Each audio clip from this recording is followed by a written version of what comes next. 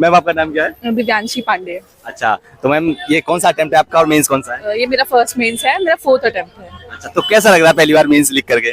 बहुत अच्छा लग रहा है। मतलब अच्छा एक्सपीरियंस है, काफी टाइम से इस चीज का वेट कर रही थी मैं। 3 अटेम्प्ट हो गए थे, नहीं हुआ था, तो अच्छा लग रहा है। जी, कैसा लगा पेपर? GS 3 का पेपर था आज, तो कैसा लगा? अच्छा था पेपर, मोर और लेस पेपर प्रेडिक्टेबल था जो भी। अरे यार रुक जा बीच में। तो मैम कैसा लगा पेपर? मोर और लेस प्रेडिक्टेबल था जो चीजें थी। मतलब कुछ 1-2 क्वेश्चंस को अगर हटा दिया जाए तो बाकी ओवरऑल पेपर अच्छा था, ऑन द इजियर साइड बोल सकते हैं। अच्छा अच्छा, पिछली बार के कंपैरिजन, पिछली बार का पेपर आपने देखा होगा, तो कैसा लगा? इजी टू मॉडरेट या इजी या किस तरह का? दोनों के कंपैरिजन करें हम थोड़ा सा। I rate it easy to moderate. Okay. Yeah. और मैम सवाल किस तरह के थे, थोड़ा याद आ रहे हैं आपको? हाँ, जैसे होते हैं इकोनॉमी, एग्रीकल्चर, फिर IPR पे था क्वेश्चन, एनवायरमेंट इम्पैक्ट असेसमेंट पे था, एनवायरमेंट से रिलेटेड, डिजास्टर रेजिलियंस पे क्वेश्चन था। तो ओवरऑल यही क्वेश्चंस थे। अच्छा, और मैं बात करूँ सिक्योरिटी की और इंटरनेशनल रिलेशंस की, इंटरनेशनल सॉरी वो सिक्योरिटी और साइंस टेक वगैरह, हाँ इंटरनल सिक्योरिटी और साइंस टेक वगैरह। टेक में एस्ट्रॉइड्स के ऊपर क्वेश्चन था, उसके ऊपर जो भी मिशंस हैं उसके ऊपर क्वेश्चन था। और सिक्योरिटी में जनरली जो नार्को टेररिज्म हो गया, इस तरह की चीजों पे क्वेश्चन थे। क्या कोई सवाल out of box, out of syllabus कुछ ऐसे थे? आउट ऑफ सिलेबस तो मुझे ऐसा कोई क्वेश्चन नहीं लगा जो आउट ऑफ सिलेबस हो। मतलब मोर और लेस चीजें सिलेबस से ही थी। अच्छा मैम, आपने टेस्ट सीरीज वगैरह दी होंगी, हाँ, तो क्या कोई सवाल ऐसे थे जो टेस्ट सीरीज से फंसे यहाँ पर, कुछ रिपीटेड वगैरह? हाँ, एक्चुअली थीम्स रिपीट हो जाती हैं। एग्जैक्टली सवाल तो रिपीट नहीं होते, पर हमने कहीं ना, जैसे मिलेट्स के ऊपर मैंने ऑलरेडी एक आंसर लिखा हुआ था मिलेट्स पे टेस्ट सीरीज पे। और नार्को टेररिज्म भी एक कॉमन टॉपिक है जो टेस्ट सीरीज में पूछा ही जाता है। तो ओवरऑल तो चीजें कवर हो ही जाती हैं टेस्ट से। बफर स्टॉक, बहुत जनरल से टॉपिक्स हैं जो हर टेस्ट सीरीज कवर करती ही है। और रिपीटेड सवाल थे कोई एक आध? रिपीटेड तो I can't say repeated, because themes हर साल रिपीट होती है। डायरेक्ट क्वेश्चन तो आई कांट से कि दे आर रिपीटेड। तो मैं ये कहूँ कि इस बार जो ये सवाल, क्योंकि हमने देखा GS 1 भी, GS 2 भी और GS 3 है, तो सवाल कुछ ऐसे हैं कि जो ये नहीं कह सकता अगर एक आध सवाल को हटा दिया जाए तो ट्विस्टेड नहीं है, आउट ऑफ बॉक्स नहीं है, सवाल एकदम सेम पैटर्न पर पूछ रही है UPSC।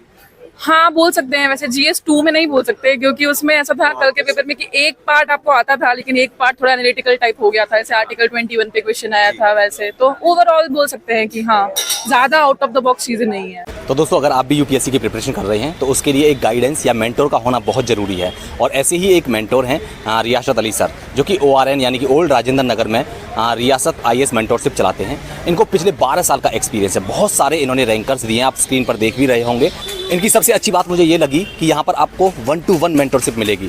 आप 24/7 24 आवर्स कभी भी आप लोग यहाँ पर उनको कॉल कर सकते हैं, मेल कर सकते हैं, कोई भी आप जानकारी ले सकते हैं। आपको हमेशा ये आपके लिए अवेलेबल होते हैं। आपको आंसर राइटिंग प्रैक्टिस से लेकर के मेंस में आंसर किस तरह से लिखना, किस तरह की अप्रोच होनी चाहिए, और आपको सिलेक्शन तक ये पहुंचाते हैं। तो अगर आप भी UPSC की प्रिपरेशन कर रहे हैं और सिलेक्शन लेना चाहते हैं तो नंबर्स जो दिए गए हैं डिस्क्रिप्शन बॉक्स में और लिंक जो प्रोवाइड की गई है, जा करके चेकआउट जरूर कीजिए। अच्छा मैम, मैं आपकी थोड़ी सी आंसर राइटिंग की अप्रोच और जानना चाहूँगा कि आपकी आंसर राइटिंग की अप्रोच क्या है, और यहाँ पर आपने जो आंसर राइटिंग करी है, जो मतलब मेंस का जो सवाल लिखे हैं, क्या टाइम पर वो उस अकॉर्डिंग फिनिश हो गया था पेपर?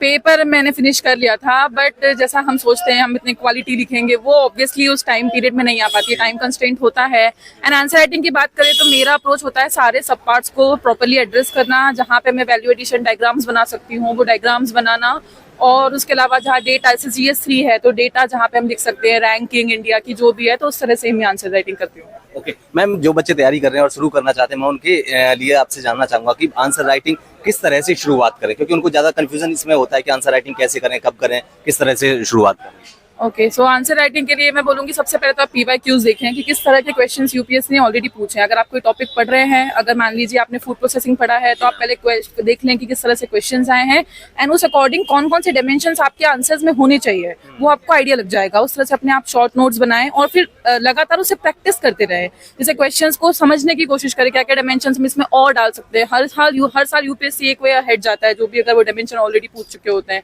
तो वैसे आप कवरेज करके आंसर राइटिंग अच्छी तरह से कर सकते हैं। मैम, आपने टेस्ट सीरीज वगैरह दी होंगी, स्कोर कितना करती थी वहाँ पर? एवरेज जो उसको मैंने अभ्यास दिया था, तो एवरेज जो स्कोर होते हैं 100, 105, 110, वैसा ही स्कोर था मेरा। और जस्ट फॉर फन, क्या उंगलियां दर्द कर रही हैं अभी या अभी सेकंड पेपर में जाके दर्द करेंगी? उंगलियां तो नहीं दर्द कर रही हैं ऐसे। ओके, तो अपना नाम बता दीजिए पहले। मेरा नाम सुभाष कुमार है। अच्छा, कौन सा अटेम्प्ट है ये? फर्स्ट अटेम्प्ट है। फर्स्ट अटेम्प्ट और फर्स्ट मींस, अरे वाह, कांग्रेचुलेशन। धन्यवाद। तो कैसा हुआ पेपर? पेपर आसान था। आसान था? सवाल कहाँ से आए थे? इकोनॉमी की बात करूँ तो इकोनॉमी की सवाल इंक्लूसिव ग्रोथ से थी और इंफ्रास्ट्रक्चर से थी और एग्रीकल्चर इनसे क्वेश्चन थे। अच्छा, इसके अलावा इस GS3 में और जो सब्जेक्ट है सिक्योरिटी, साइंस टेक वगैरह, साइंस टेक से किस तरह के सवाल थे? साइंस टेक से अच्छा क्वेश्चन पूछा था, तो इस बार थोड़ा डिप गया था वो। याद है कुछ सवाल?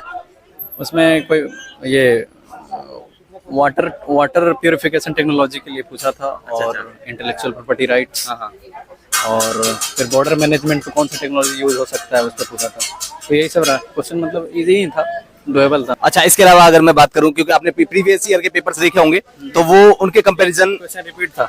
अच्छा, कौन सा? सेंडाई फ्रेमवर्क का क्वेश्चन रिपीट था। अच्छा, सेंडाई फ्रेमवर्क। 2 क्वेश्चन ऐसा था जो PYQ को डायरेक्ट उठा के पूछ दिया एकदम। अच्छा, और दूसरा आई थिंक हाँ, एक लैंड रिफॉर्म पे था, वो PYQ का था। सेंडाई फ्रेमवर्क और लैंड रिफॉर्म दोनों रिपीट थे वो। सेम क्वेश्चन था। अच्छा, और इन्वायरमेंट से कोई सवाल किस तरह के थे? हाँ, इन्वायरमेंट से वही रिवर पोल्यूशन पे था, वाटर पोल्यूशन, बस इन्हीं पे। ओवरऑल अगर कहूँ तो कैसा पेपर लगा? इजी था, मॉडरेट था या टफ? अगर साइंस एंड टेक का हटा दे तो इजी था। साइंस एंड टेक थोड़ा गया था डीप नॉलेज चेक कर रहा था, वहाँ तक बच्चे पढ़ते नहीं है, अगर ऊपर भी पता है तो ठीक है। अच्छा, सवाल कुछ out of box, out of syllabus कुछ थे या फिर पढ़ा हुआ था सब कुछ? आउट ऑफ सिलेबस क्वेश्चन नहीं था, सारे सिलेबस में थे। अच्छा। और इस सब के अलावा मैं बात करूं, सिक्योरिटी में किस तरह के सवाल आए?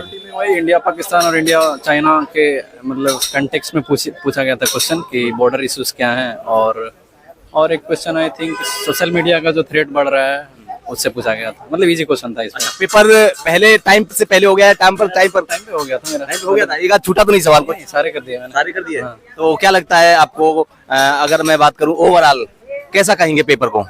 पेपर इजी टू मॉडरेट बोलेंगे। मॉडरेट इसलिए क्योंकि साइंस एंड टेक थोड़ा ये कर दिया था। और आपकी अप्रोच में थोड़ा जानना चाहूंगा, सवाल की अटेम्प्ट करने की अप्रोच कैसी रही? मेरी अप्रोच मतलब मुझे पहले जो सवाल आता है मैं वो करता हूँ, और जो बाद में आती है उसके बाद ओके, करता हूँ उसमें। Okay, thank you bro and all